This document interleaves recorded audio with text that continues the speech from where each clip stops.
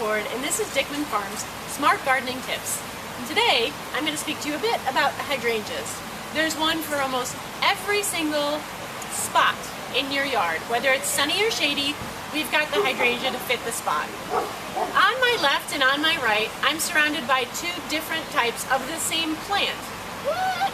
That means that we have hydrangea macrophylla, and these are the mophead hydrangeas. These big guys here. Giant big flowers, and they're either influenced to be blue or be pink for the most part, depending on your soil's pH. Some of these do come in white, and they'll always be white. But for the most part, they range in shades from pinks to blue.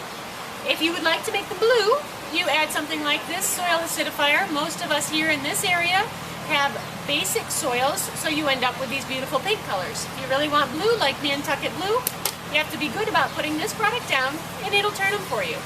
This particular type of hydrangea, or these particular types of hydrangeas, like to grow in areas that are protected from the afternoon sun. They don't like it super hot. The one on my right here has been out in our open nursery perennial garden because it's been cool spring weather, and you can see this red edging. That means this hydrangea is beginning to get too much sun, and we're going to have to put it into a shady location. So an eastern exposure on your house, or someplace that's shaded by a tree, bright northern, all of them will be happy spots for these plants to live at your house. If you want a large flowered hydrangea that will take the sun, we have these guys back here. These little flowers here will eventually push out into these giant ball hydrangea types. This particular one is pink. It also comes in a white form. This is Hydrangea arborescens. So you'll see that all of these hydrangeas have different last names, so to speak, and that last name means that they have different characteristics for that plant family. So Hydrangea arborescens is a nice big plant that likes the sun. Also on my left is the oak leaf hydrangea. Oak leaf hydrangeas are fantastic for the park shade. Again, they have big oaky flowers, rather oaky leaves, and in the fall they turn a wonderful Merlot type color for their fall color. Creamy white flower on these guys, very elegant. On my right over here is another sunny lovey. It's limelight hydrangea in this case. This is Hydrangea paniculata, and the paniculata families will take sun. They're going to put on big flowers for the most part. Most of them are larger, 5 feet and above, but in the last couple years they've come out with some smaller varieties, like this one here. It's Strawberry Sundae, so it's only going to get about 4 feet. So if you really want that sun and this giant big flower, this is a great solution for you for a slightly smaller plant in the sun. My last hydrangea that I have here is one if you thought, well, I want a vine. Well, guess what? We have that too. This is the climbing hydrangea. This is Hydrangea petiolaris, and it actually can stick to the sides of like a brick house or something like that and just be wonderfully classic. White flowers.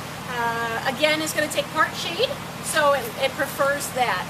One thing to know about hydrangeas is that this time of year, if you already have them, you'll see some new growth like this, some new beautiful growth. Most likely they haven't set up flowers quite yet, but what you do have after this past winter are some woody stems coming out. If there's no green growth coming from those woody stems from last year, you can go ahead and trim those out. Just make sure you're using the right tool for the job. We use here at the garden center quite often, we use our Felcos. Felco is a fantastic Swiss-made brand. I've had my pair personally for 14 years. I've sharpened the blade, but have never had to replace it, and oiled it occasionally, but that's it. If you're doing smaller, finer work, like I'm going to show you right now on this lilac, which is just coming out of bloom, you could use something like these nippers. They're just going to take off these light little old flowers, which is what you do want to do right now. I brought this lilac to show you because a lot of people have lilacs at home, and now is the time to trim them. We trim them in early June so that we can shape them, get rid of the old flower heads to get rid of any energy it might put into forming seeds, which are useless seeds because they're not viable. So you might as well get rid of them, put that makes the plant put the energy back into growing, back into flower production, but we trim it now because if we wait, say even the end of June, beginning of July, we're cutting off flowers for next year, which we don't want to do. So get out there, garden. If you have hydrangea questions, come on in. We have plenty and we'll find the right one for you. We'll see you soon.